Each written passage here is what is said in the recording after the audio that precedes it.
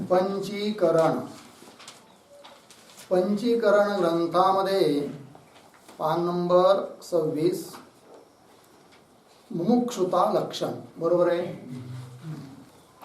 तर आपला विषय चालू आहे अनुबंध चतुष्टय. तर प्रत्येक कार्याकरिता अनुबंध चतुष्टय असणं आवश्यक आहे.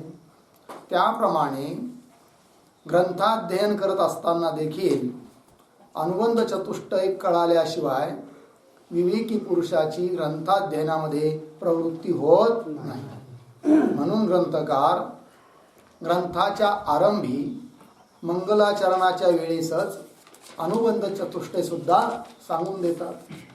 आता हा जो ग्रंथ आहे पंचीकरण नावाचा मराठी पंचीकरण, तर यद्यपि वेदांताचा ग्रंथ आहे म्हणून वेदांत शास्त्राकरिता जो अनुबंध चतुष्टय तोच या ग्रंथाकरिता सुद्धा काय आहे, अनुबंध चतुष्टय आहे.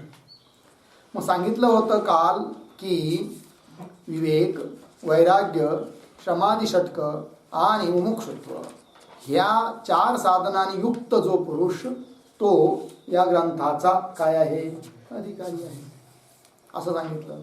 मग पुन्हा प्रश्न आला होता विवेक म्हणजे काय, त्याची व्याख्या केली. वैराग्यही सांगितलं, समाधी षटक हेही सांगितलं. आता त्या अनुबंध चतुष्टयापैकी जे पहिले 3 विवेक, वैराग्य, समाधी षटक यांचं विवेचन झाल्यानंतर चौथा जो मुद्दा आहे कोणता, मोक्षेच्छा ज्याला आपण म्हटलं होतं. तर मोक्षाची इच्छा ज्याच्या ठिकाणी असते त्याला मुमुक्षु म्हणतात. मुमुक्षुच्या ठिकाणी राहणारा धर्म म्हणजे मुमुक्षुता अर्थात मोक्षाची इच्छा.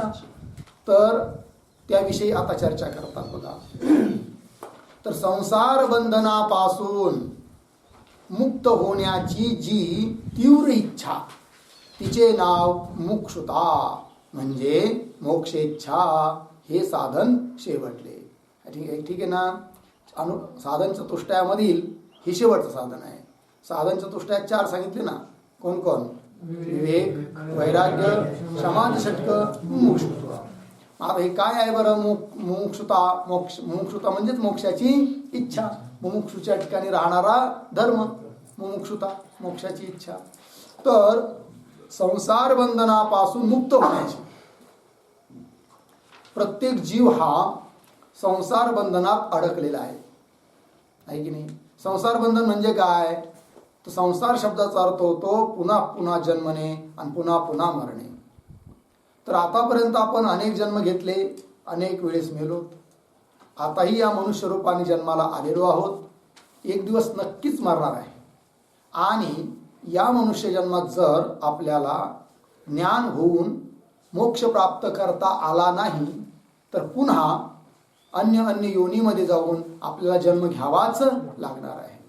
कारण या मनुष्य जन्मामध्ये आपण जे काही कर्म केले त्या कर्मात कदाचित काही कर्म विहित असेल, म्हणजे शास्त्राने करायला सांगितलेले विहित कर्म, काही निषिद्ध कर्म जे करायला नाही पाहिजे, करायला जे सांगितलेले नाही आहे ते त्या कर्मांना काय म्हणायचं, निषिद्ध. जसं हिंसा करू नये असं सांगितलं आहे की नाही, वगैरे वगैरे, दारू पिऊ नये, मांस खाऊ नये, निषिद्ध कर्म आहेत ते. मग या मनुष्य जन्मात आपल्या हातून जे काही विहित आणि निषिद्ध, त्यालाच म्हणायचं शुभ अशुभ कर्म घडलेत, त्यापासून धर्माधर्म पाप पुण्य उत्पन्न होतात.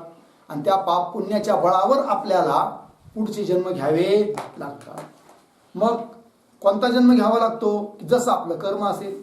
पाप वगैरे जास्त असेल तर पशु पक्षादी ह्या योनीमध्ये जावं लागतं, बैल व्हावं लागतं, डुक्कर व्हावं लागतं, साप व्हावं लागतं, वगैरे वगैरे. पुण्य जास्त असेल तर देवलोकाला आपण जातो, स्वर्गाधिकामध्ये. पाप पुण्य समान असेल तर मनुष्य बनतो, आणि अत्यधिक पाप असेल तर नरकाला जातो. अशी स्थिती आहे. आणि मग बाकीच्या योनीमध्ये आपण जर गेलो तर त्या मनुष्य सोडून बाकीच्या ज्या योनी आहेत त्या फक्त केलेल्या कर्माचा भोग घडण्याकरिता योनी आहेत. त्यांच्या शरीराकडून पुन्हा नवीन असं पाप पुण्य उत्पन्न होत नाही. गायीने जरी ठरवलं की आपण एखादं चांगलं कर्म करू तर तिला करताही येत नाही, आणि केलं तरी तिच्यापासून तिला पुण्यही उत्पन्न होत नाही. मग बाकीच्या योनी कशा आहेत, फक्त केलेल्या कर्म आपण जे कर्म करून जसं काही ऋणच घेतलं आहे ते फेडण्याकरिता बाकीच्या योनी आहेत. मनुष्य योनी कशी आहे? मनुष्य जन्म हा तर मागील केलेल्या कर्माची फेड पण करायची आहे याच्यात, आणि याच्यातून नवीन कर्म देखील उत्पन्न होतं. मग नवीन कर्म किती उत्पन्न होतं तेही काही सांगता येत नाही. जसं एक दाणा पेरला त्याच्यापासून 1000 दाणे तयार होतात, हजारो दाणे तयार होतात. त्याप्रमाणे आपल्या हातून एक एक जरी छोटं छोटं कर्म घडलं तर त्या एका एका कर्मात अनेक जन्म देण्याचं काय असतं? सामर्थ्य असतं. कळलं की नाही?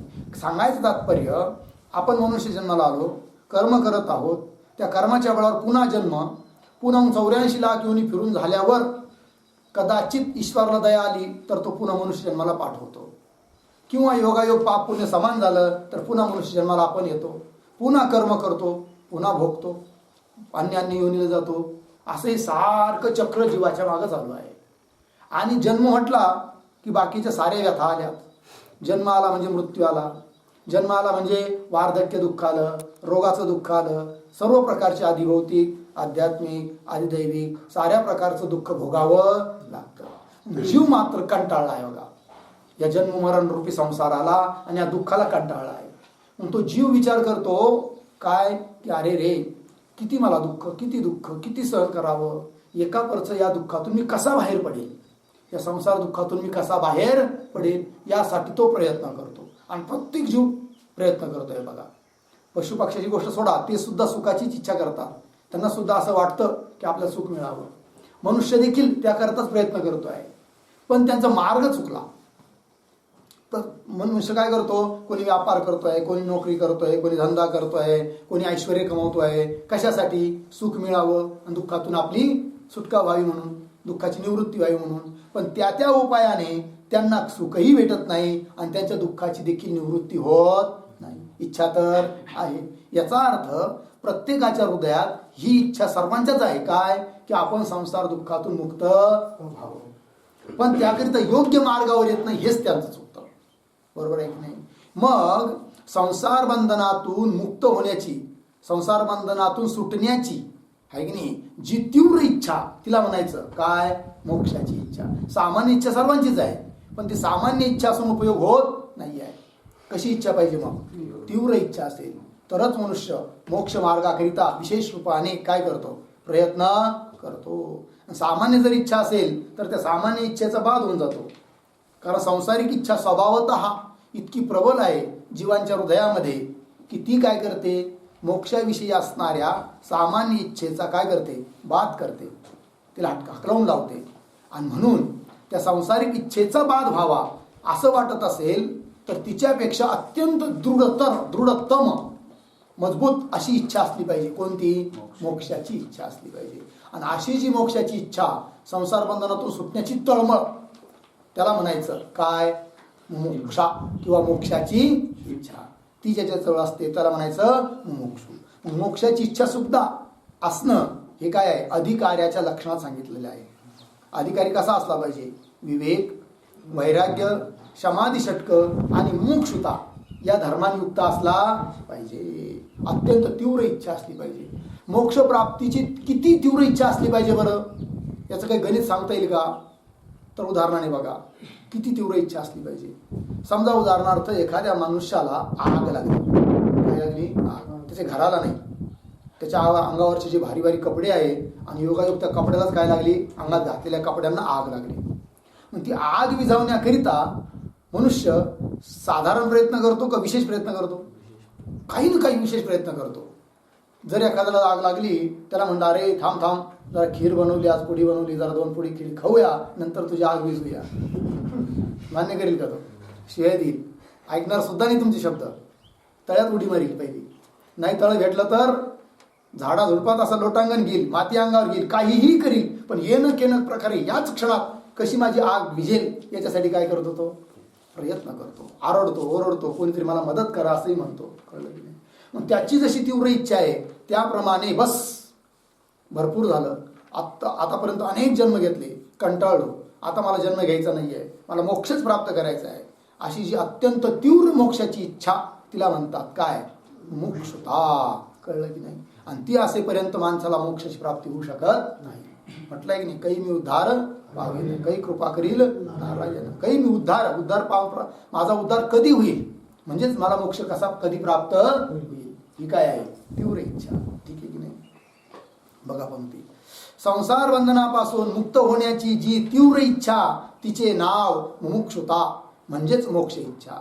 हे साधन शेवटचे आहे 4 साधनापैकी. लक्षात आलं जी. चला पुढे. या 4 साधनांनी युक्त जो तो याचा अधिकारी आहे. ठीक आहे ना. हे 4 साधनांनी युक्त. 4 साधन कोणकोणते? विवेक, वैराग्य, समाधी षटक आणि मुमुक्षुता. या 4 साधनांनी युक्त जो आहे तो याचा अधिकारी, याचा या ग्रंथाचा अर्थात वेदांत शास्त्राचा अर्थात मोक्षाचा अधिकारी आहे. या ग्रंथाचा अधिकारी म्हणा, वेदांत शास्त्राचा अधिकारी म्हणा, किंवा मोक्षाचा तो काय आहे अधिकारी आहे. त्यालाच मोक्ष प्राप्त होतो, अन्यला नाही. तो याचा अधिकारी आहे. आता या ग्रंथाचा विषय कोणता? तर बघा 4 होत्या की नाही अनुबंध चतुष्टय 4 गोष्टी. कोण कोण? अधिकारी, विषय, प्रयोजन, संबंध. तर आतापर्यंत जे चिंतन झालं ते अधिकाऱ्याबद्दल चिंतन झालं. तर ग्रंथाचा अर्थात मोक्षाचा अधिकारी कोण, तो विषय इथपर्यंत झाला. आता या ग्रंथाचा विषय काय आहे, म्हणजे हा ग्रंथ कशाचं प्रतिपादन करणार आहे की नाही, तो विषय कोणता आहे ही गोष्ट सांगतात ग्रंथकार. आता या ग्रंथाचा विषय कोणता तो सांगतो. बरोबर. पुढे, प्रत्येक आत्म्याची म्हणजे जीवाची परमात्म्याच्या बरोबर म्हणजे शिवाबरोबर जी एकता तीच याचा विषय आहे. कळलं. ग्रंथाचा विषय कोणता हा प्रश्न. उत्तर काय? प्रत्येक आत्म्यालाच काय म्हणायचं? जीव. प्रत्येक आत्मा शब्दाचा अर्थ काय आहे? जीव. प्रत्येक आत्मा, प्रत्येक म्हणजे सर्वांच्या हृदयात राहतो, आत राहतो, त्याला म्हणायचं प्रत्येक आत्मा. प्रत्येक आत्मा म्हणजे जीवात्मा. आणि एक आहे कोण? परमात्मा. म्हणजेच कोण? त्याला शिव म्हणा, भगवान म्हणा, ईश्वर म्हणा. तर या दोन्हींची काय सांगायची आहे? एकता. एकता म्हणजे दोघं, हे दोन वेगळे नाही आहे, हे दोघं एकच आहे असं. आता भरपूर प्रश्न उपस्थित होतील हे ऐकल्याबरोबर. म्हणजे का हो जीव आणि ईश्वर एकच काय? तो ईश्वर कुठं आणि जीव कुठं? जीव यत्किंचित अल्पानी, परिच्छिन्न, दुःखी आहे की नाही, परतंत्र. आणि तो ईश्वर कसा? सर्वज्ञ, पूर्ण जगाचा मालक, करता आहे की नाही, सर्वज्ञ. असं पुन्हा तो एक आहे, जीव अनेक आहे. दोघांची एकता कशी असू शकेल हा प्रश्न उपस्थित होणारच. याचं उत्तर क्रमशः पुढं येणार आहे. का? कसं? तर जीव आणि ईश्वर यांचा जो भेद दिसून येतो तो भेद वस्तुता नाही, खरा नाही आहे, वास्तविक नाही आहे. मग तो कसा भेद आहे? उपाधिकृत भेद आहे, उपाधीमुळं भेद आहे की नाही. मग उपाधीचा त्याग केला तर त्या उपाधीमध्ये असलेला जो चैतन्य भाग त्याचा मात्र काय आहे? अभेदच आहे. आणि म्हणून त्या दृष्टीने जीव ब्रह्माचा काय सांगायचा? अभेद. जसं घटाकाश आणि मठाकाश आहे की नाही, घटाकाश आणि मठाकाश. तसं पाहिलं तर उपाधीला घेऊन विचार केला तर हे दोघं भिन्न आहे. घट वेगळा आहे, त्याच्यामध्ये असणारा आकाश परिच्छिन्न घटाकाश आहे. मठ त्याच्यापेक्षा मोठा आहे, मठात आलेला आकाश ते मठाकाश आहे. भेद आहे. परंतु उपाधी जर सोडली, म्हणजे तिकडं मठ उपाधी सोडायची, इकडं घट उपाधी सोडायची, दोन्ही उपाधीचा त्याग केला तर घटामध्ये आलेला आकाश आणि मठामध्ये आलेलं आकाश, ते आकाश आणि हे आकाश दोन्ही मात्र एकच आहे. मग अशा रीतीने इथं सुद्धा जीवाचा आणि ईश्वराचा काय आहे? अभेद आहे. आणि तो अभेद प्रतिपादन करणे हा या ग्रंथाचा काय आहे? विषय आहे की नाही. कारण भेद प्रतिपादन करण्यात पुरुषार्थ नाही आहे. भेदापासून मोक्षाची प्राप्ती झाली असा अनुभव आतापर्यंत कुणालाही नाही. बरोबर. आणि जर भेदाने म्हणजे भेद ज्ञानाने जर मोक्ष झाला असता तर आतापर्यंत सर्वच जीव मुक्त झाले असते. कारण प्रत्येक जीवाच्या ठिकाणी स्वभावतः भेद आहे की नाही. प्रत्येक जीव स्वभावतः असं समजतो ना, मी जीव आहे, तो ईश्वर आहे, आमच्या दोघांचा भेद आहे, स्वभावतः समजतो. आणि जर भेदानेच मोक्ष होणारा असता तर सर्वांना आतापर्यंत काय व्हायला पाहिजे होता? मोक्ष. पण भेदाने मोक्ष होतो का? नाही होत. भेद स्वभाव सिद्ध आहे, भेदाने मोक्ष होत नाही आहे की नाही. उलट भेदाने दुःखच होतं. म्हटलेलं आहे ना, द्वैताद्वयी द्वयम भयम भवती. द्वैतापासूनच काय आहे? भीती आहे. म्हणून जे स्वभावसिद्ध द्वैत आपल्या बुद्धीत बसलेला आहे त्याचा त्याग करायचा आहे आणि जीव ब्रह्माचा अभेद आपल्याला समजून घ्यायचा आहे. आणि तो अभेद युक्ती आणि प्रमाणाने प्रतिपादन करणे हाच या ग्रंथाचा काय आहे? विषय आहे. ठीक आहे, पंक्ती पहा. उत्तर ध्यानात ठेवायचे. कदाचित प्रश्न येऊ शकेल परीक्षेमध्ये, काय की या ग्रंथाचा म्हणजे पंचकरणाचा किंवा वेदांत शास्त्राचा विषय काय आहे? उत्तर देता आलं पाहिजे.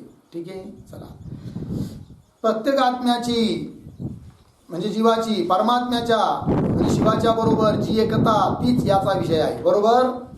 व तिचेच म्हणजे एकतेचे यात या ग्रंथामध्ये ठिकठिकाणी निरूपण केले. त्या दोघांच्या एकतेच या ग्रंथामध्ये पुन्हा निरूपण केलेलं आहे, प्रतिपादन केलेलं आहे. बरोबर. हा झाला विषय. आता अनुबंध चतुष्टयापैकी 2 गोष्टी झाल्या बरं का, अधिकारी आणि विषय. तिसरा आहे कोणता? प्रयोजन. पण यांनी काय केले? संबंध अगोदर घेतला 3 नंबरला, म्हणून संबंधाचा विचार येऊ राहिला. पहा आता यात संबंध कोणता तो सांगतो. ठीक आहे जी, संबंध कोणता आहे याचा विचार सांगतात. पुढे पहा. प्रतिपाद्य आणि प्रतिपादक भाव सापडलं. कोणता? प्रतिपाद्य आणि प्रतिपादक भाव या दोघांचा जो संबंध आहे, या दोघांचा म्हणजे कोणाचा? ग्रंथ आणि विषय. आता विषयाचं वर्णन झालं की नाही? तर या दोघांचा म्हणजे विषयाचा आणि ग्रंथाचा कोणता संबंध आहे? प्रतिपाद्य प्रतिपादक भाव संबंध. या दोघांचा जो संबंध आहे तोच संबंध हा ग्रंथ आणि अद्वितीय ब्रह्म या दोघांचा प्रतिपादक आहे. सापडलं. तिथे एक शब्द लिहायचा आहे, प्रतिपादक आणि आहेच्या मध्ये. तर प्रतिपादक याच्या पुढे लिहा प्रतिपाद्य भावरूप संबंध. एवढं. प्रतिपाद्य भावरूप संबंध.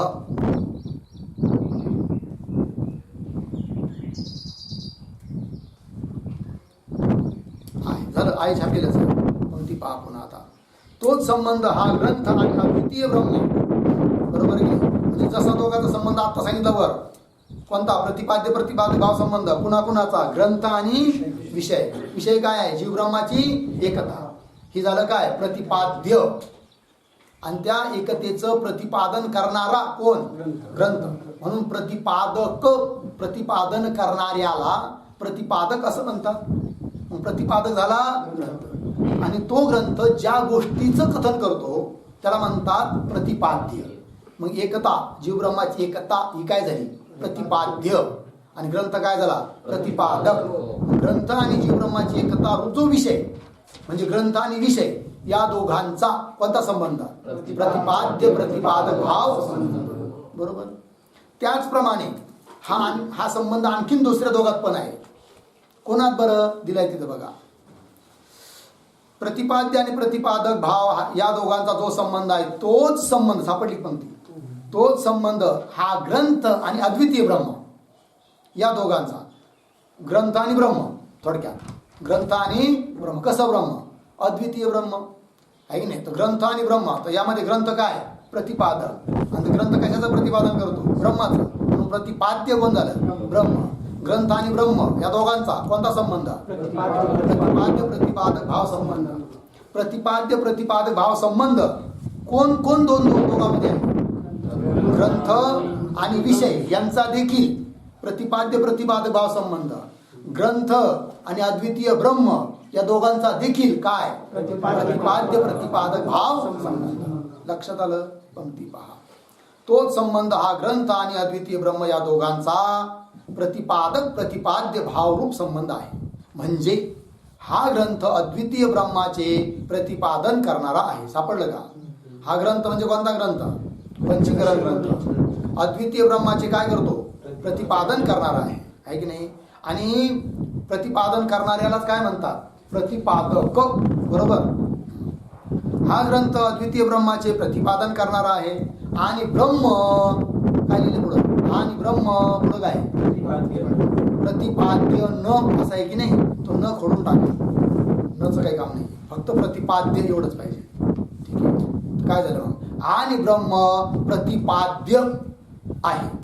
प्रतिपाद्य शब्दाचाच कंसामध्ये अर्थ लिहा, प्रतिपादन करण्याचा विषय. प्रतिपाद्य म्हणजे काय? प्रतिपादन म्हणजे कथन करण्याचा जो विषय, त्याला म्हणतात काय? प्रतिपाद्य आहे. तसाच ज्ञानाचा आणि पंचीकरणाचा जन्यजनक भाव संबंध आहे. आणखीन एक संबंध सांगता येत होता, कोणता? जन्यजनक भाव संबंध. कुणाकुणात? ज्ञान आणि ग्रंथ या दोघांमध्ये. जे उत्पन्न होतं त्याला जन्य म्हणतात, जो उत्पन्न करतो त्याला जनक म्हणतात. जसं बाप आणि मुलगा यांच्यात संबंध आहे, कोणता? जन्यजनक भाव संबंध. त्या जन्य कोण? मुलगा. जनक कोण? बाप. दोघांचा संबंध काय? जन्यजनक भाव संबंध. तसं हा ग्रंथ जनक आहे, उत्पन्न करणारा आहे. साधकाच्या बुद्धीमध्ये उत्पन्न करून देतो. काय उत्पन्न करून देतो? ज्ञान. म्हणून उत्पन्न होणारं कोण आहे? ज्ञान. उत्पन्न होणाऱ्यालाच काय म्हणतात? जन्य. म्हणून इथं जन्य कोण आहे? ज्ञान. जनक कोण आहे? ग्रंथ. म्हणून जन्यजनक भाव संबंध कोणाकोणाचा? ज्ञान आणि ग्रंथ या दोघांचा कोणता संबंध? जन्यजनक भाव संबंध. तसाच ज्ञानाचा आणि पंचीकरणाचा जन्यजनक भाव संबंध आहे. लागली पंक्ती पुढे. म्हणजे ज्ञान जन्य आहे. जन्य म्हणजे काय? ते कंसात उत्पन्न होणारे. जे उत्पन्न होतं त्याला काय म्हणतात? जन्य. म्हणजे ज्ञान जन्य आहे. आणि पंचीकरण म्हणजे पंचीकरण ग्रंथ विचाराच्या द्वारे जनक आहे. जनक आहे म्हणजे उत्पन्न करणारा आहे. ठीक आहे ना. तर पंचीकरण आपण जर शिकलो, नुसतं शिकलं म्हणजेच लगेच ज्ञान होईल असं नाही, त्याचा विचार करावा लागेल. पंचीकरण विचाराच्या द्वाराने म्हणजे विचाराच्या माध्यमाने. नुसतं आपण ग्रंथ शिकलो आणि त्याच्यावर काही विचारच नाही केला, खरोखर ब्रह्म कोण आहे, मी कोण आहे, अभेद दोघात लक्षार्थात आहे, वाच्यार्थात आहे, मीच ब्रह्म आहे, देह मी नाही, देहापासून मी आपण काढण्याचा प्रयत्न केला नाही, ब्रह्माच ठिकाणी मीपणा अहमवृत्ती स्थापन करण्याचा प्रयत्न केला नाही, तर ज्ञान होणारच नाही. म्हणून काय करावं लागतो? विचार. ग्रंथ जनक आहे बरोबर ज्ञानाचा, पण कशाच्या माध्यमाने? विचाराच्या माध्यमाने. ठीक आहे. आणि पंचीकरण विचाराच्या द्वाराने जनक आहे, उत्पन्न करणारी आहे. लागला अर्थ? चला, किती संबंध झाले आतापर्यंत? दोन. कोण कोण? प्रतिपाद्य प्रतिपादक भाव संबंध एक, जन्यजनक भाव संबंध दोन. त्यात प्रतिपादक भाव संबंध दोन ठिकाणी सांगितला. ठीक. आता पुढे पहा, अज्ञान आणि ज्ञान. समजा आता आपण या ग्रंथाचा विचार केला, ज्ञान उत्पन्न झालं, ब्रह्मविषयक ज्ञान उत्पन्न झालं, अहम ब्रह्मास्मी हा बोध झाला. आता हे ज्ञान उत्पन्न होण्याच्या अगोदर जे ब्रह्माचं अज्ञान होतं ते राहील का? नाही. घटाचं ज्ञान झाल्यावर घटाचं अज्ञान राहील का? नाही. ब्रह्माचं ज्ञान झाल्यानंतर ब्रह्मविषयक अज्ञान राहील का? नाही. म्हणजे अज्ञान काय झालं? मग निवृत्त झालं. केव्हा? ज्ञान झाल्यानंतर, आहे की नाही? मग ज्ञान काय करतं? नाश करतं. कुणाचं? अज्ञानाचं. म्हणजे नाश्य कोण आहे? अज्ञान. नाश्य म्हणजे नष्ट होण्याला योग्य. त्याला तिथल्या भाषेत बोलायचं निवर्त्य. निवृत्त होण्याला योग्य कोण आहे? अज्ञान. आणि त्या अज्ञानाचा नाशक, अज्ञानाला नष्ट करणारा कोण आहे? ज्ञान. म्हणून ज्ञान काय आहे? नाशक. त्यालाच म्हणायचं इथं निवर्तक. काय म्हणायचं? निवर्तक. मग आता या दोघांचा काय संबंध बनेल? निवर्त्य निवर्तक भाव संबंध. काय काय? निवर्त्य निवर्तक भाव संबंध. कोण दोघांमध्ये? अज्ञान आणि ज्ञान. कळलं? पंक्ती पहा. अज्ञान आणि ज्ञान यांचा निवर्त्य निवर्तक भाव संबंध आहे. म्हणजे कसं? त्याचं स्पष्टीकरण करतायत. म्हणजे अज्ञान निवृत्त होते आणि ज्ञान त्याला निवृत्त करते. निवृत्त होतं कोण? अज्ञान. आणि त्याला निवृत्त कोण करतं? ज्ञान. जे निवृत्त करतं त्याला निवर्तक म्हणतात आणि जे निवृत्त होतं त्याला निवर्त्य म्हणतात. म्हणजे अज्ञान निवृत्त होते आणि ज्ञान त्याला निवृत्त करते. लागला अर्थ? चला पुढे. आता या ग्रंथात प्रयोजन कोणते ते सांगतो. संबंधाचा विचार संपला. ठीक आहे. तर अनुबंध चतुष्टयापैकी कशा कशाचा विचार केला आतापर्यंत? अधिकारी, विषय, संबंध. आता काय राहिलं? प्रयोजन. प्रयोजन शब्दाचा अर्थ होतो फल. जसं जेवण केलं तर जेवणाचं प्रयोजन काय? तृप्ती, हे फल आहे की नाही? झोपला मनुष्य, गाढ झोपला 8 तास, सकाळी उठला त्या झोपायचं फल काय? झोपेतून उठला की नाही तर झोपणे क्रियाचं फल काय? श्रम निवृत्ती. काय आहे? श्रमाची निवृत्ती, सुखाची प्राप्ती आहे की नाही? दिवसभर कष्ट करत होता, दिवसभर थकला खूप, आणि जे पडला ढेकळातच झोप लागली, गादीची सुद्धा आठवण नाही, आणि सकाळी उठतो ताजा तवाना झाला, सारे श्रम निघून गेले, श्रमाची काय झाली? निवृत्ती झाली, आणि सुख मिळालं, थोडंसं शांती झालं, लाभली. कळलं की नाही? तसं काय चाललं आपलं? प्रयोजन. प्रयोजन म्हणजे काय? फल. प्रयोजन शब्दार्थ कळाला? पुढे पहा. आता या ग्रंथात प्रयोजन कोणते ते सांगतो. परमानंद रूप परमात्म्याची प्राप्ती करून घेणे, बरोबर, हे एक मुख्य प्रयोजन आहे. त्याचप्रमाणे अज्ञानमूलक जन्मादी अनर्थाची निवृत्ती करणे हे यातले प्रयोजन आहे. प्रयोजनाचे 2 अंश, 2 भाग, एक निवृत्ती आणि एक प्राप्ती, बरोबर. काय? एक निवृत्ती आणि एक प्राप्ती. निवृत्ती कशाची? अज्ञानाची, आणि अज्ञानाचं कार्य दुःखाची. तर जेवढे म्हणून दुःख आहे त्या दुःखाची, अनर्थाची निवृत्ती, आणि इकडं परमानंदाची प्राप्ती, यालाच म्हणायचं मोक्ष. आणि तो प्राप्त होणं म्हणजेच काय आहे या ग्रंथाचं? प्रयोजन. पंक्ती पहा. आता या ग्रंथात प्रयोजन कोणते ते सांगतो. परमानंद रूप. परमानंद म्हणजे परम, सर्वात श्रेष्ठ आनंद रूप कोण आहे? परमात्मा. परमात्माच आनंद स्वरूप आहे. परमात्म्याशिवाय दुसरीकडे आनंद नाहीच. कळलं की नाही? तर परमानंद स्वरूप परमात्म्याची प्राप्ती करून घेणे हे काय आहे? प्रयोजन. म्हणजे प्रयोजनातला एक भाग, परमानंदाची प्राप्ती एक. त्याचप्रमाणे अज्ञानमूलक जन्मादी अनर्थाची निवृत्ती. सापडलं का? अज्ञानमूलक म्हणजे अज्ञान आहे मूळ, अर्थात कारण, ज्याच्याकरिता असे जे जन्मादी अनर्थ, अनर्थ शब्दाचा अर्थ होतो दुःख, आहे की नाही?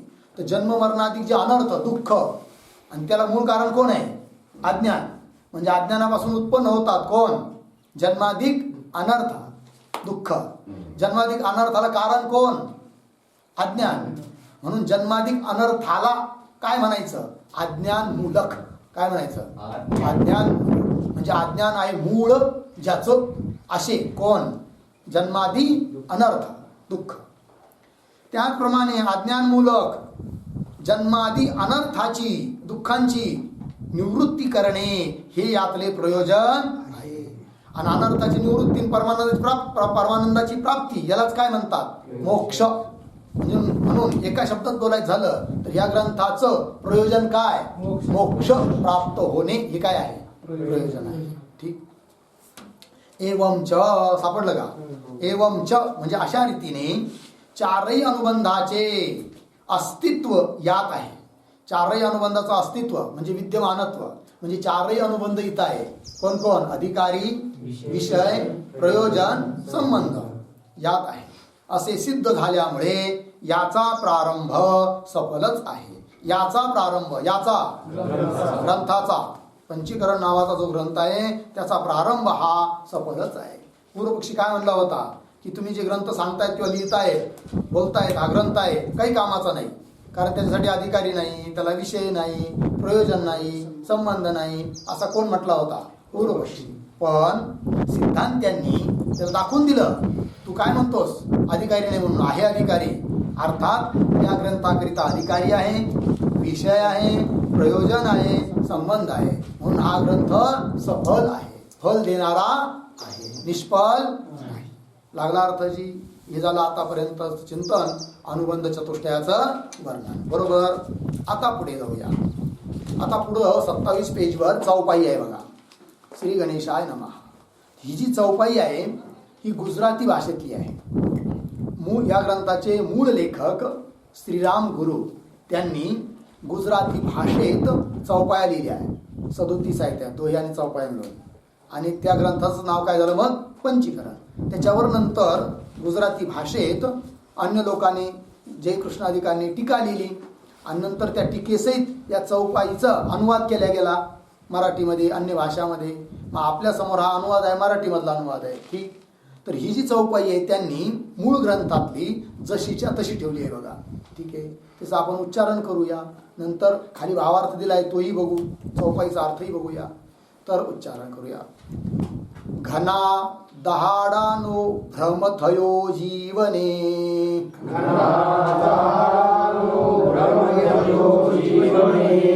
एटले देह माने पोते आपने, ते सारू फरे 84 लक्ष योनीने, हरी पामे जन्म मरणने. ठीक. तर पहिली ओळ बघा, तिचा अन्वय सांगतो. जीवने घना दहाडानो भ्रम थयो. झालं. खालच्या वेळेत एटले आपने पोते देह माने.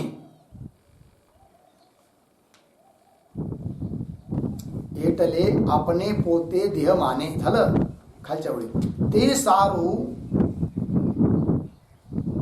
84 लक्ष योनीने फरे.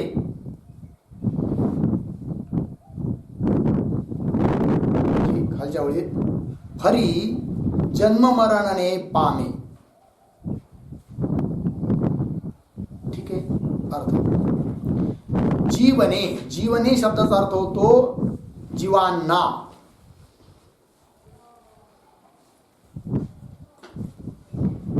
घना दहाडनो भ्रम थयो. घना म्हणजे अनेक, बहुत, अनेक, घना. दहाडानो शब्दाचा अर्थ आहे दिवसांचा.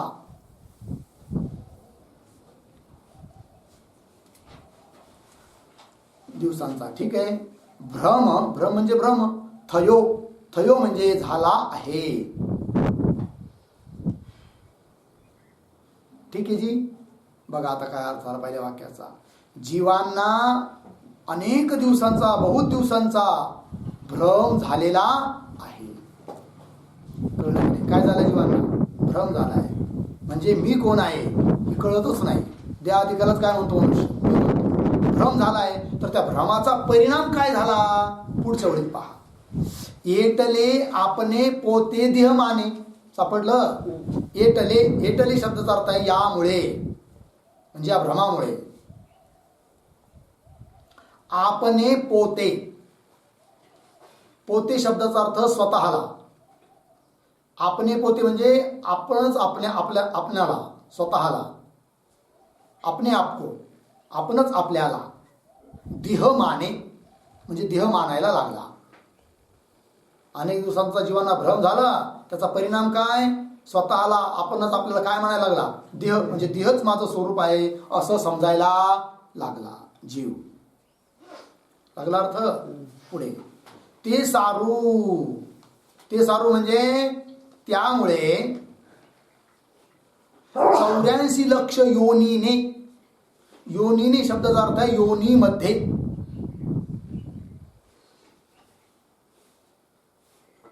चौऱ्याऐंशी लक्ष योनीने म्हणजे योनीमध्ये फरे. फरे शब्दाचा अर्थ आहे भटकतो, फिरतो.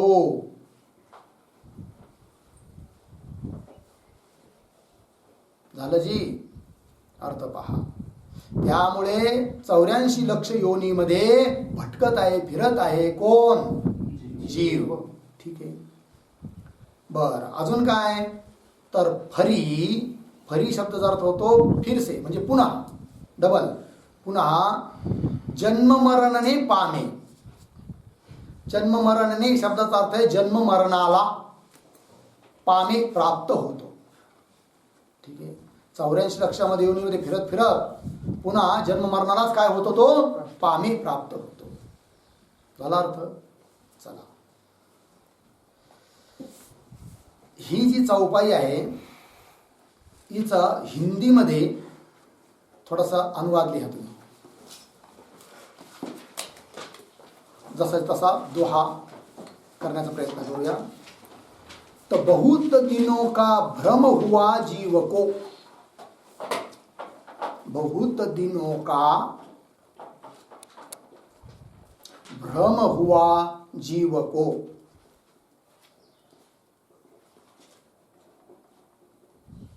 पहली ओर झाली। दुसरी, इसीलिए देह माने अपने आप को,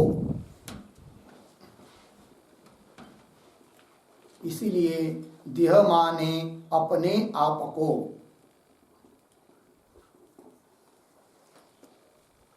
तिसरी ओळीचा आता, इसीलिए घुमता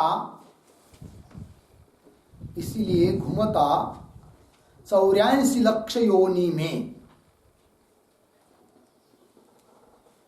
84 लक्ष योनी में। शेवटची ओळ, पुनः प्राप्त होता जन्म मरण को, पुनः प्राप्त होता जन्म मरण को।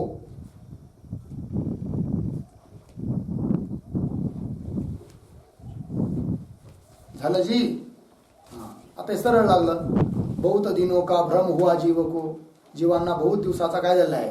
भ्रम झालेला आहे. इसीलिए त्यामुळे देह माने अपने आप को, आपण स्वतःला काय समजतो? तो देह समजतो. त्याचा परिणाम इसलिए घुमता 84 लक्ष योनी में, 84 लक्ष योनीमध्ये फिरतो आणि पुन्हा प्राप्त होतो जन्म मरण को, पुन्हा पुन्हा पुन्हा पुन्हा जन्म मरणालाच प्राप्त होतो. लागला अर्थ? चला आता खाली टीका पहा. जीव म्हटल्याने तो अविद्योपाधिक प्रत्यगात्मा, त्याला पुष्कळ दिवसांचा भ्रम झाला आहे. सापडलं? जीव म्हणजे कोण बरं? अविद्योपाधिक प्रत्यगात्मा म्हटलं इथं. म्हणजे अविद्या आहे उपाधी ज्याची, असा जो प्रत्यगात्मा, त्याला काय म्हणायचं इथं? जीव. म्हणजे आहे काय? ज्याप्रमाणे महाकाश, ओतप्रोत सर्वत्र भरलेलं आकाश, बरोबर आहे की नाही? ते आकाश जसं घटात आलेलं आहे, घटात पण आहे की नाही, त्याला आपण काय म्हणतो? घटाकाश. त्यालाच दुसऱ्या भाषेत काय म्हणणार? घट उपाधिक आकाश. घटाकाश म्हणजे काय? घट उपाधिक आकाश. घट आहे उपाधी ज्याचं, असं आकाश आहे की नाही? मग तो झालं. तर त्या घटरूप उपाधीमुळे त्या घटात असलेलं आकाश महाआकाशापासून कसं वाटतं? वेगळं आहे की नाही? आणि ते झालं काय? ती घटातलं आकाश स्वतःला समजायला लागलं. त्याने काय समजायला पाहिजे होतं स्वतःला? की मी तर आकाश स्वरूप आहे, महाआकाश स्वरूप आहे. पण हे विसरलं. ते कोण? घटाकाश. आणि काय करायला लागलं? घटालाच आपलं स्वरूप समजायला लागलं. त्याला भ्रम झाला. कोणाला? घटाकाशाला. काय झालं? भ्रम झाला. भ्रम होऊन काय झालं? ते घटालाच आपलं स्वरूप म्हणायला लागलं. आणि त्याचा परिणाम असा झाला की बिचाऱ्याला मग ह्या घरातून त्या घरात, त्या घरातून कुंभाराने बनवला, वाळवला, आव्यात घातला. त्याला किती चटके बसले असणार? आव्यात पार भाजून भाजून लाल लाल झाला, रडायला लागला. शेवटी पुन्हा बाजारात आणला आदळ आपटीत. कोणी? त्या कुंभाराने. कोणाला तरी विकला. ते विकणाऱ्याने घेतला, घरी नेला, बायकोच्या हातात दिला. कळलं की नाही? मग त्यात पाणी भरलं आणि ती बायको, ती बाई रोज त्याला घासीती. ते रोज रडतंय. कोण? घट आहे की नाही? यद्यपि त्या घटाकाशाला जर भ्रम नसता झाला तर एवढं दुःख भोगावं लागलं असतं का? पण त्या घटाकाशाला काय झालं? भ्रम झाला. काय भ्रम झाला? की मी घट आहे. आणि त्याचा परिणाम अनेक घरामध्ये फिरायला लागलं. कोण? घटाकाश. कळलं की नाही? तसं इथं चैतन्य, ब्रह्मचैतन्य एकच आहे. ओत प्रोत व्यापक अखंड एक रस. त्याच्यात कधी भेद होऊ शकत नाही. त्याचा तुकडा नाही आहे. पण अविद्या उपाधी लागली. अविद्या म्हणजे अज्ञान आहे नाही? बुद्धी म्हणा, वेष्टी अज्ञान म्हणा. जसं तिथं घट उपाधी लागली की नाही आकाशाला, तसं काय लागली? अविद्या उपाधी. आणि त्या अविद्यारूप उपाधीमध्ये, अज्ञानामध्ये जेवढा चैतन्याचा भाग आला ना, त्यालाच म्हणायचं मग जीव. प्रत्येगात्मा, जीव. आता ते जो त्या अविद्येमध्ये आलेला जो चैतन्याचा भाग आहे, ब्रह्माचा भाग, यद्यपि त्याचा निश्चय काय पाहिजे होता बरं? की मी जरी या उपाधीत दिसत असलो तरी काय उपाधीचा माझा काय संबंध आहे? ही तो उपाधी आत्ताची आहे, नष्ट होणार आहे. मी तर महाब्रह्मरूप आहे असं त्याला वाटायला पाहिजे. पण काय झालं? त्याला झाला भ्रम. आणि भ्रम झाल्यामुळं काय? की तिची अविद्या, आणि अविद्येचं कार्य देह, हा आपला स्थूल देह आहे की नाही? कारण देह अज्ञान, पुन्हा सूक्ष्म देह, आणि त्याच्यावरचा आणखी मोठा कवर स्थूल देह. तर हे तिन्ही देह, त्या देहच मी आहे असा त्याला झाला भ्रम. कुणाला? त्या अविद्या उपाधीमध्ये असणाऱ्या चैतन्याला, प्रत्येक आत्म्याला, त्याला जीव आपण म्हणतो, त्याला भ्रम झाला. आणि भ्रम झाल्यामुळं काय, भ्रम झाला म्हणजे काय झाला की जे आपलं स्वरूप नाही त्याला ते आपलं स्वरूप मानायला लागलं. ते त्या विद्या उपाधीमध्ये किंवा देहामध्ये असणार जे चैतन्य त्याचं खरं स्वरूप कोण आहे बरं, ब्रह्म. परंतु खऱ्या स्वरूपाला विसरलं ते आणि दुसऱ्यालाच धरलं देहाला. आणि मग हा ज्यालाच काय म्हणतात भ्रम. जी वस्तू आपली नाही आहे, आपलं स्वरूप नाही आहे, तिला आपलं स्वरूप समजणं त्यालाच काय म्हणायचं भ्रम. मग त्या प्रत्येक आत्म्याला जीवाला काय झाला, भ्रम झाला. देहालाच आपलं स्वरूप समजायला लागला. त्याचा परिणाम काय झाला मग, तर त्याला मग देह म्हटलं, देहाला मी समजायला लागलं, मग देहाच्या अनुकूल वस्तूला माझं, प्रतिकूल वस्तूला दूर करायला लागलं. अनुकूल वस्तूविषयी राग आणि प्रतिकूल वस्तूविषयी द्वेष. मग त्याच्या निमित्ताने विहित निषिद्ध कर्म व्हायला लागले. मग ते पाप पुण्याचं मी करताय असं ते समजायला लागलं. आणि पाप पुण्याचं मी करताय तर याचा फळ भोगणारा सुद्धा मीच आहे, मग भोगता मी आहे असंही ते समजायला लागलं. आणि त्याचा परिणाम 84 लक्ष योनीमध्ये फिरत बसलं. थोडीशी चूक झाली, टर्न काय म्हणतात त्याला, टर्न पॉईंट हुकला. हा तेच ना, मग चुकलियावर मग फेरा पडे.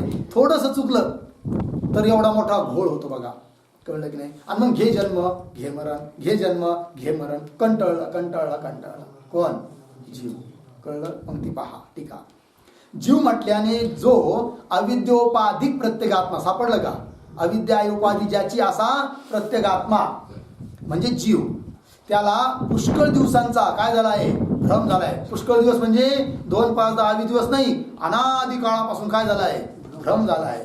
किती जन्म घेतली माहितीये का, काही माहित नाही. भ्रम झाला आहे म्हणजे अनादी कालापासून भूल पडलेली आहे. भ्रम झाला म्हणजे काय, भूल पडली. भ्रम होणं म्हणजे काय, पूर्वेला पश्चिम समजणं, त्यालाच काय म्हणतात भ्रम. त्याला आपण भूल म्हणतो. आहे रज्जू समजतो साप, काय म्हणायचं भ्रम, भूल. आहे की नाही. बायको घरदार पोरं हे दुःख रूप आहे, समजतो काय सुख, सुखाला कारण आहे म्हणून काय पडली, भूल म्हणजेच भ्रम. कळलं, त्यालाच भ्रम म्हणतात ना.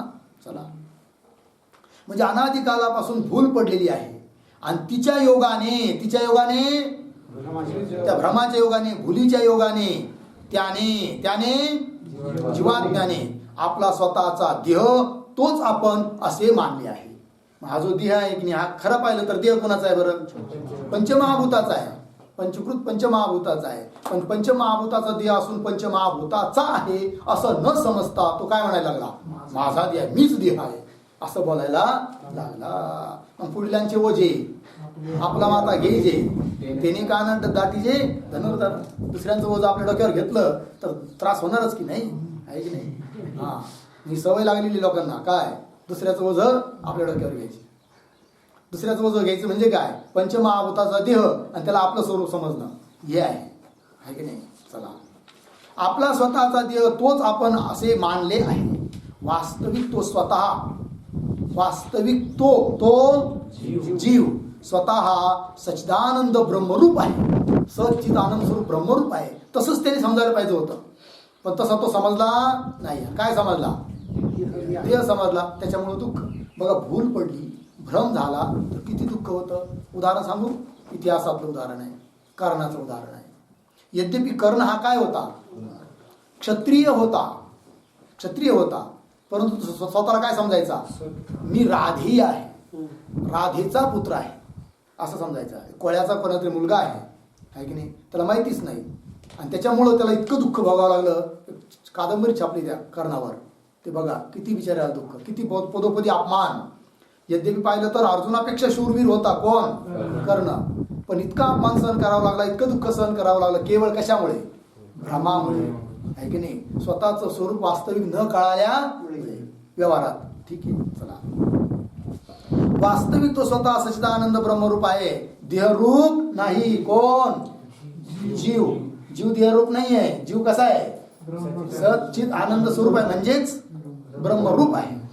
असे असूनही देहच आपण, पण तो काय समजायला लागला, देहच मी आहे, आपण आहोत.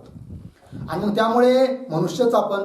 देह आला, देहाच्या संबंधाने देहाचे धर्म ती स्वतःचे समजायला लागला. मी मनुष्य आहे, ब्राह्मण आहे, ब्राह्मणच आपण, ब्राह्मण आहे, क्षत्रिय आहे, वैश्य आहे की नाही. ब्राह्मणच आपण, क्षत्रियच आपण इत्यादी जे तो मानतो आहे ते केवळ भ्रमामुळे मानतो आहे. कळलं की नाही?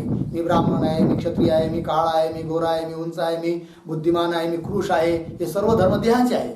पण देहाला आपलं स्वरूप मानल्यामुळं तो काय त्या साऱ्या धर्माला सुद्धा आपलेच धर्म मानायला लागला आणि त्याच्यामुळे दुःख व्हायला लागलं. कळलं की नाही? जर देहच मी नाहीये तर देहाचा काळा रंग मी असेल का? नाही. पण मी काळा आहे हे लक्षात येत असताना दुःख होतं की नाही? दुःख का होतं? देहाला मी म्हणून मानल्यामुळं का? काळा धर्म देहाचा आहे त्याचा माझा काही संबंध नाही असं मानल्यामुळं.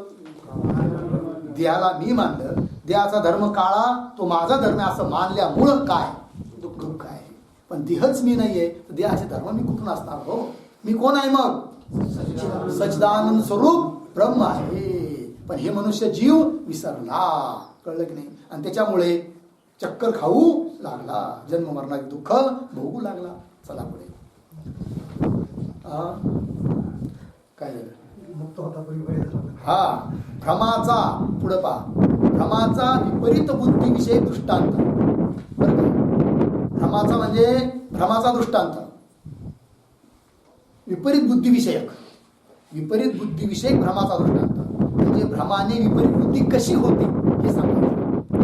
असं पाहिजे होतं, भ्रमाने विपरीत बुद्धिविषयक दृष्टांत असू दे. भ्रमामुळे विपरीत बुद्धी कशी होते हे सांगणारा काय आहे हा दृष्टांत. बघा दृष्टांत वाचतो. समजा कोणी एक ब्राह्मण एक दिवस, बघा कोण आहे तो? स्वतः ब्राह्मण आहे बरं का, निदान ठेवायचं. एक ब्राह्मण एक दिवस पुष्कळ भांग प्याला. काय पिला? भांग. भांग म्हणजे काय? गांजा. गांजा गांजा माहिती का? हा, गांजा पिला त्या चिरमीत भरून पितात ना. हा, भांग प्याला. भरपूर पद्धतीने खातात तो भांग गांजा आहे की नाही? असं वाटून त्याचं काय ते दुधात टाकून वगैरे, हा, भजे करून, चला बिस्किटात. हा, कोणी एक ब्राह्मण एक दिवस पुष्कळ भांग प्याला आणि तिच्या कैफात तो आपले ब्राह्मण पण विसरून, आहे की नाही? तिच्या कैफात. कैफात म्हणजे नशेत. कैफात याचा अर्थ करायचा नशेत. नशा आली. भांग पिली का नशा येते बरं का? नक्की अनुभव आहे कधी? मग दुसऱ्याचा अनुभव. चला, भांग पिली तर नशा येते आणि तिच्या कैफात म्हणजे नशेत काय म्हणायला लागला? बरळायला लागला, बडबड करायला लागला. मी शूद्र आहे, मी वैश्य आहे, मी क्षत्रिय आहे असे विपरीत बरळू लागला. कोण? आहे ब्राह्मण पण बरळू लागला. कशामुळं? नशेमुळं, आहे की नाही? हा. तरी पण अशा त्याच्या विपरीत बोलण्याच्या वेळी बोलल्याप्रमाणे तो ब्राह्मण नाहीसा होऊन खरोखरीच शूद्राधिक झाला असे काही झाले नाही. पण तो जरी बरळत असला, मी क्षुद्र आहे, मी क्षत्रिय आहे, त्याच्या बरळण्याने खरोखरच त्याचा ब्राह्मणपणा नष्ट झाला आणि तो शूद्र झाला असं होतं का? नाही होत. फक्त त्याला काय पडला आहे? भ्रम पडला आहे, भ्रम झाला आहे, भूल झाली आहे. तर तो ब्राह्मण होता, तो जे विपरीत बोलत होता, विपरीत म्हणजे विरुद्ध बोलत होता, ते केवळ कैफामुळे. कैफामुळे म्हणजे नशेमुळे. त्यानंतर काही वेळाने त्याला त्याचा एक हितेच्छू भेटला. थोड्या वेळाने त्याचा कोण आला? हितेच्छू, हितचिंतक कोणीतरी आला आणि त्याने पाहिलं याची स्थिती. अरे याला झालं काय? काय बडबड करतोय असं? त्याच्या लक्षात आलं, हा याचा परिणाम नाही आहे. कशाचा? भांगेचा परिणाम आहे. भांग पिलंय, काहीतरी केलं पाहिजे याच्याकरिता. त्याने त्याचा कैफ उतरावा. कैफ म्हणजे नशा उतरावी म्हणून त्यास तूप व दही खावयास दिले. तूप प्यायला दिलं आणि दही खायला दिलं आणि वरून डोक्यावर पाणी टाकलं. नशा लवकर उतरते. कळलं की नाही? त्याच्या योगाने त्याचा कैफ उतरला, नशा उतरली. त्यानंतर तो ब्राह्मण, आपण ब्राह्मण आहो अशी आपली खरी जात ओळखून आपण शूद्राधिक आहो असे कोणी किती वेळाही सांगितले तरी मानेना. मग आता तो जागेवर आला ना, शुद्धीवर आला, भ्रम निघून गेला, नशा उतरली आणि तो स्वतःला काय समजायला लागला? ब्राह्मण. मग त्याला जसं कोणी येऊन सांगितलं, अरे तू शूद्र आहे. काय शूद्र बोलतो? मला एक काना माग मारीन, मला शूद्र बोलतोस. बघा अगोदर तोच स्वतःला काय म्हणायचा, मी शूद्र आहे, आणि आता काय म्हणतो, मी ब्राह्मणच आहे. दुसरे कोणी म्हटलं तरी तो मानित नाही आता की मी शूद्र आहे म्हणून. काय म्हणतो, मी ब्राह्मण आहे. बरोबर आहे की नाही?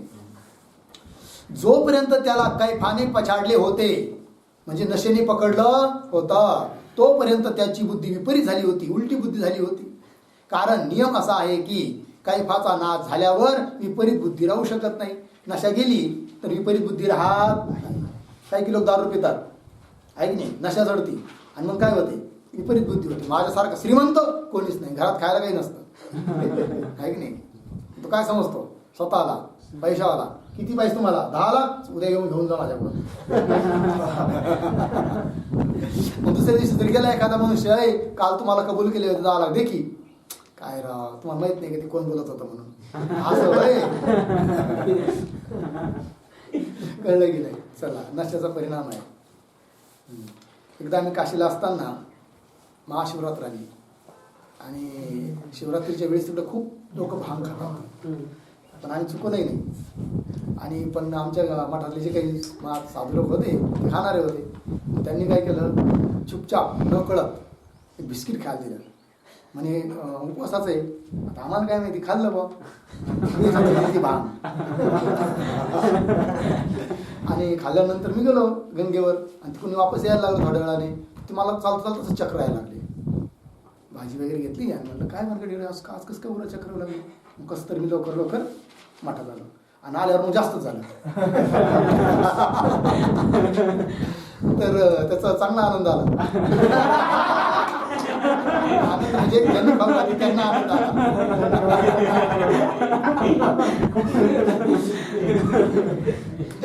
मी हसायला लागलो ना, 5-10 मिनिट हसतच राहायचो.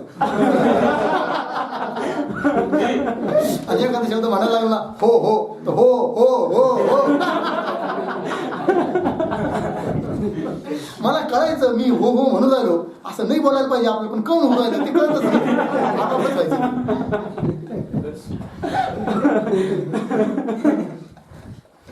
मग त्याच्यानंतर ते बलरामजी महाराज होते, त्यांचं लक्षात आलं.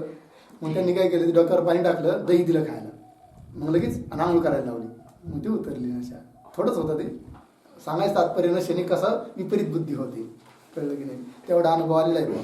ते मी चुकीनार, म्हणजे लोकांनी ब्राह्मण काय नकळत खाऊ घातलं म्हणून. चला, दृष्टांत कळाला. आता सिद्धांत. दृष्टांताचा सिद्धांत. दृष्टांत ज्याच्या करिता सांगितला तो सिद्धांत आता सांगतात. बस करायचं का, एवढा दृष्टांत घेऊया. वर सांगितल्याप्रमाणे प्रत्येक आत्मा म्हणजे जीवात्मा अज्ञानरूप कैफाच्या योगाने, जीवाला सुद्धा नशा चढलेली आहे. कशाची, अज्ञानाची. कैफ म्हणजे नशा. तर अज्ञानाच्या कैफाच्या योगाने म्हणजे नशेच्या योगाने अविद्या कल्पित म्हणजे अविद्येच्या द्वारे निर्मित स्थूल सूक्ष्म शरीरावर, स्थूल शरीर सूक्ष्म शरीर, त्या शरीरावर म्हणजे त्या शरीराच्या संबंधाने कल्पित संबंध जडवून आपले वास्तव सच्चिदानंद स्वरूप विसरून आपण मनुष्य आहो, आपण ब्राह्मण आहो, आपण क्षत्रिय आहो, आपण वैश्य आहो, आपण शूद्र आहो, आपण गृहस्थाश्रमी आहो, आपण त्यागी आहो, आपण पुरुष आहो म्हणजे संन्यास, त्यागी आहो म्हणजे संन्यासी आहो, आपण पुरुष आहो, आपण बायको आहो, आपण जन्मतो, आपण मरतो, असा विपरीत अध्यास करतो. आहे नाही. अध्यास म्हणजेच काय, भ्रममूलक समजूत, भ्रांतीने समजूत करून घेतो स्वतःची. कळलं काय झालं एकंदरीत, की जीवांना सुद्धा कप चढलाय म्हणजे नशा चढली आहे अज्ञानाची. म्हणजे अज्ञानामुळे आपल्या वास्तविक स्वस्वरूपाला, ब्रह्माला, सच्चिदानंद स्वरूपाला मी रूपाने न जाणता भूल पडल्यामुळे, अज्ञानाच्या नशेमुळे, भ्रमामुळे, त्या अज्ञानापासून मायेपासून निर्मित जे देहादी पदार्थ, स्थूल देह सूक्ष्म देह, त्या देहांनाच काय म्हणायला लागला तो, आपलं स्वरूप. मग देहाला आपलं स्वरूप म्हणायला लागला तर देहाच्या संबंधी मग सर्व मी ब्राह्मण आहे, मी क्षत्रिय आहे, देहाचे धर्म ती आपल्या ठिकाणी मानायला लागला. पण हे कशामुळे होऊ राहिलं सारं, भ्रमामुळे, अविद्येमुळे, अज्ञानामुळे, स्वतःच्या स्वरूपाला विसरल्यामुळे झालं. मग सर्व धर्म समजायला लागला. मी वैश्य आहे, मी त्यागी आहे, मी पुरुष आहे, स्त्री आहे, माझा जन्म. यद्यपि जन्म कुणाचा होतो? शरीराचा. पण शरीराला स्वतःचं स्वरूप समजल्यामुळे काय समजायला लागला? माझा जन्म झाला. मरतो कोण? शरीर. पण समजतो काय? माझा मृत्यू. असा विपरीत अध्यास. अध्यास म्हणजे काय? एक समजूत, विपरीत समजूत, त्यालाच म्हणायचं काय? अध्यास. अध्यास म्हणजे भ्रम, भ्रांती, विपरीत बुद्धी आहे की नाही. पुन्हा चुकीची समजूत. थोडक्यात काही कळलं की नाही? आहे रज्जू, समजतो साप, काय आहे? अध्यास. आहे ब्रह्म, समजतो देह, काय आहे? अध्यास. भ्रांतीमूलक समजूत करतो. लागलं पुढे पहा पंक्ती. विपरीत अध्यास, भ्रांतीमूलक समजूत करतो. सापडलं का? पुढे काय आहे? वास्तविक. तर करतो आणि वास्तविक याच्यामध्ये एक शब्द लिहा.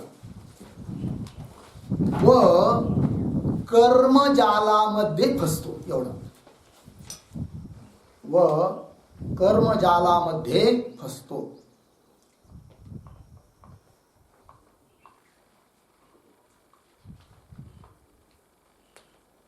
ठीक. बघा आता अर्थ. तर अशी विपरीत समजूत करून घेतो आणि मग ते अधिकार धरून कर्म करतो, कर्माचं फळ भोगतो, अर्थात कर्मजाळामध्ये फसतो, जन्ममरणात फसतो. पुढे वास्तविक तो स्वतः देहादिकांचा द्रष्टा. वास्तविक तो स्वतः, तो जीव स्वतः कसा आहे? द्रष्टा म्हणजे पाहणारा. आणि पाहिल्या जाणारा कोण आहे? देह. जसं घट किंवा घर, घराला आपण पाहतो की नाही? म्हणजे घर काय झाला? दृश्य. आणि त्याला पाहणारे आपण कोण? द्रष्टा. आणि नियम आहे, दृश्यापासून द्रष्टा हा भिन्न असतो. जसं घरापासून त्याला पाहणारे, घराला पाहणारे आपण वेगळे आहोत. त्याप्रमाणे देहाला आपण पाहू राहिलो की नाही? मग देह झाला काय? दृश्य. आणि त्याचा आपण काय? जीव काय आहे? द्रष्टा. पण स्वतःला द्रष्टा म्हणजे काय? देहाहून भिन्न आहे. परंतु देहाहून भिन्न स्वतःला न समजता, देहाचा द्रष्टा आपण आहोत असं न समजता, देहालाच आपलं स्वरूप तो समजू लागला. ठीक आहे. वास्तविक तो स्वतः देहादिकांचा द्रष्टा. द्रष्टा म्हणा, साक्षी, अर्थात ब्रह्मरूप आहे. द्रष्टा आहे म्हणजे पाहणारा आहे, म्हणजे साक्षी आहे, म्हणजे ब्रह्मरूप आहे. पण ते अज्ञानाच्या योगाने जाणत नाही. पण ही गोष्ट त्याच्या लक्षात येत नाही. मी द्रष्टा आहे म्हणून, मी ब्रह्म आहे म्हणून हे लक्षात येत नाही. मग काय समजतो? तो स्वतःला देह समजतो आणि त्याच्यामुळे चक्कर खातो. जेव्हा अशा अज्ञानी जीवाला ब्रह्मनिष्ठ सद्गुरू भेटतो, योगायोग, त्याच्या नशिबाने आहे की नाही, किंवा विशेष प्रयत्नाने, काय त्या अज्ञानी जीवाला कोण भेटले? गुरु. कसे? ब्रह्मनिष्ठ गुरु. जेव्हा अशा अज्ञानी जीवाला ब्रह्मनिष्ठ सद्गुरू भेटतो आणि तो त्याला ब्रह्मविद्योपदेश तूप पाजतो.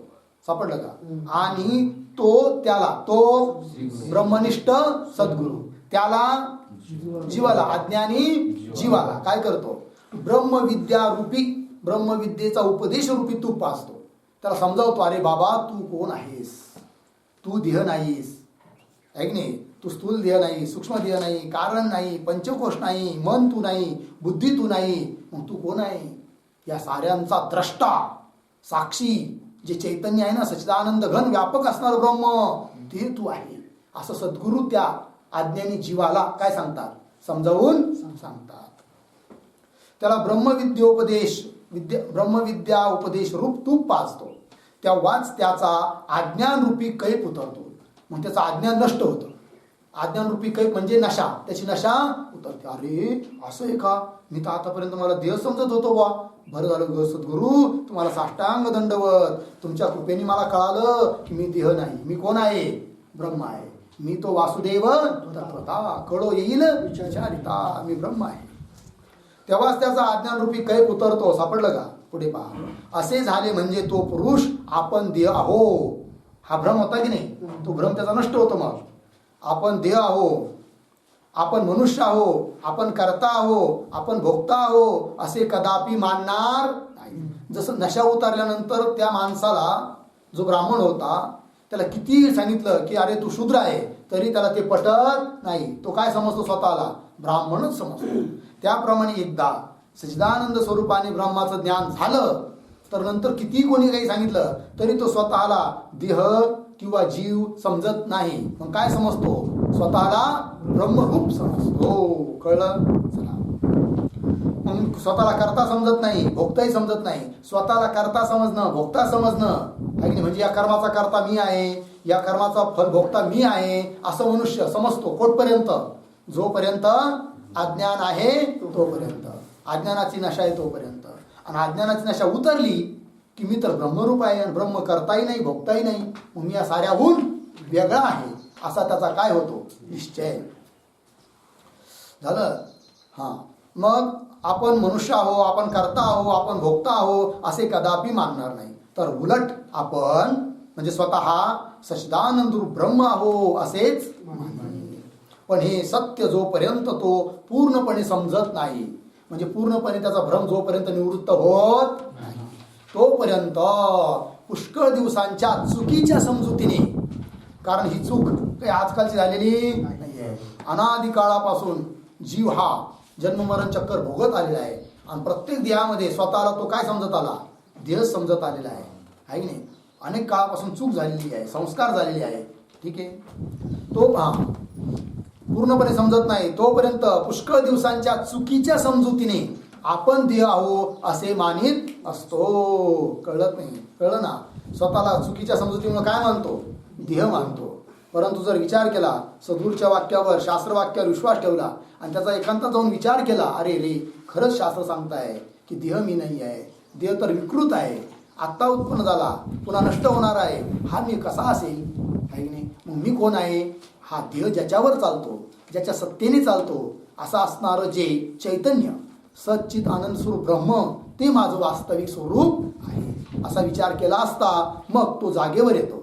जागेवर येतो म्हणजे त्याची अज्ञानरूपी नशा उतरते आणि स्वतःविषयी सच्चिदानंद रूपाने त्याला काय होतो? अपरोक्ष साक्षात्कार होतो. आणि ज्याला अपरोक्ष साक्षात्कार झाला, ब्रह्मज्ञान झालं, त्याला पुन्हा जन्ममरणादी संसार भोगावा लागत नाही. झाला अर्थ? चला, याविषयी दृष्टांत देतात ग्रंथकार, पण त्याचा विचार आपण उद्या करूया. ठीक आहे. ओम पूर्णमदः पूर्णमिदं पूर्णात् पूर्णमुदच्यते पूर्णस्य पूर्णमादाय पूर्णमेवावशिष्यते.